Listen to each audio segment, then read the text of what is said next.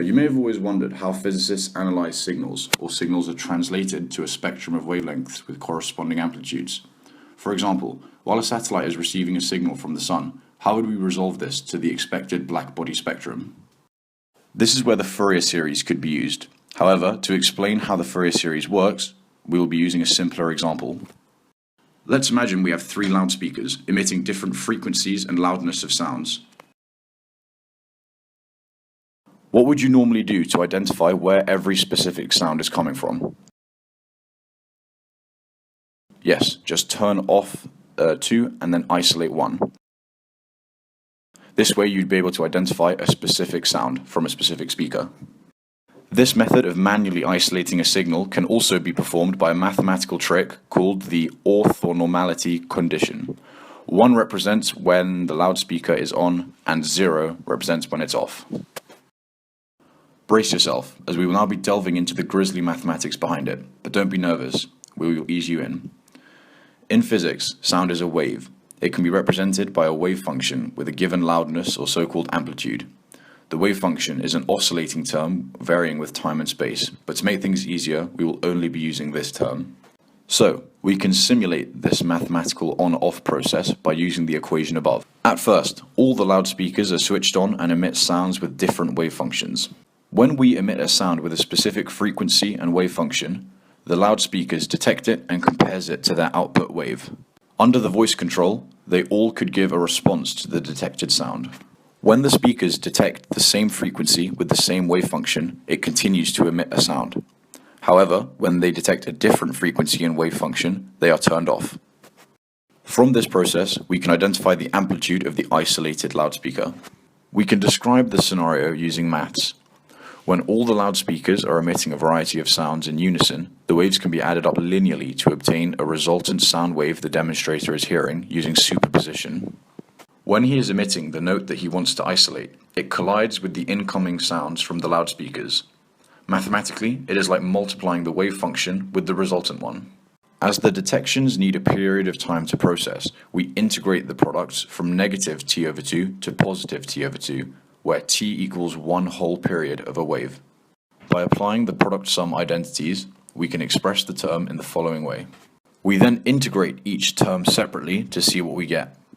After the integration, it is important to note that sine pi n, where n is an integer, is equal to 0. Therefore, in this case, we are left with a1. On the right, when the note collides with the sound of the first speaker, their corresponding wave functions multiply with each other. To process the detection, we need to emit a period of the note and integrate it.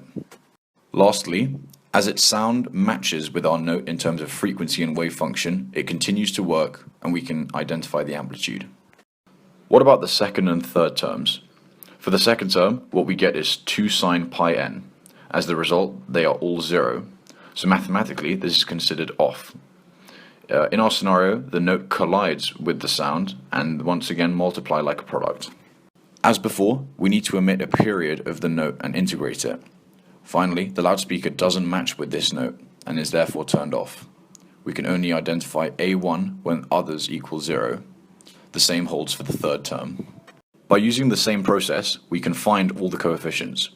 Don't forget to use the right wave function with the right frequency in order to find the coefficients corresponding to that wave. We are able to do this because of the orthogonality condition. This is where the integral of the product of two functions gives either 1 or 0. This holds for the two sinusoidal functions. As these integrals all equal 0, they result in the formation of a Fourier series.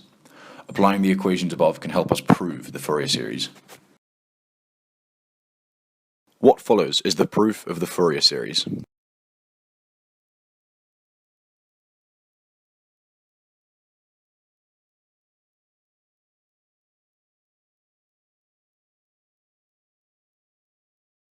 In order to describe square waves in Fourier series, we can apply the equations shown previously to find all the coefficients.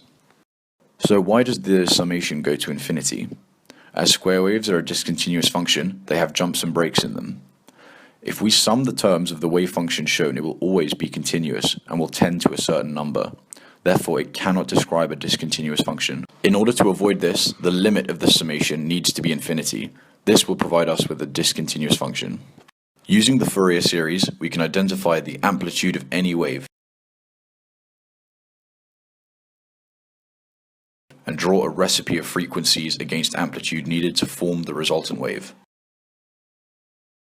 To solve the problem proposed at the beginning, we can imagine the sun as an infinite number of light bulbs, each emitting different wavelengths of light simultaneously. Using the Fourier series, we can isolate one just like we did with the loudspeakers in order to find its brightness. The black-body radiation spectrum can then be formed. Problem solved. At the end, you can find how we obtain a square wave using the Fourier series.